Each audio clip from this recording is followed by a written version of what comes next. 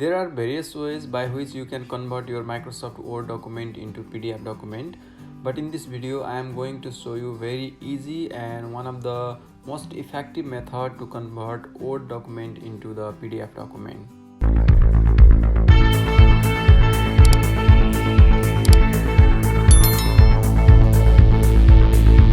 So to convert the Word document into PDF, what you have to do is open your Word document which you want to convert, and in the Microsoft Word you have to go to File option.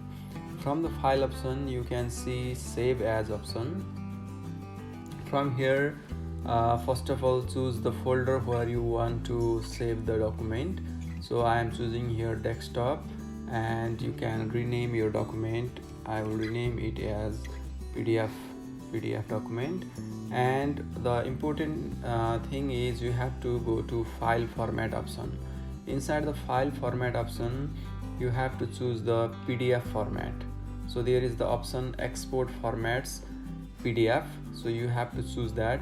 This is the important thing you have to do to convert Word into PDF. So once you choose PDF, then there are a couple of other options you can choose. You can what quality of document you want. This is the thing you have to choose. So after this what you have to do is click on export.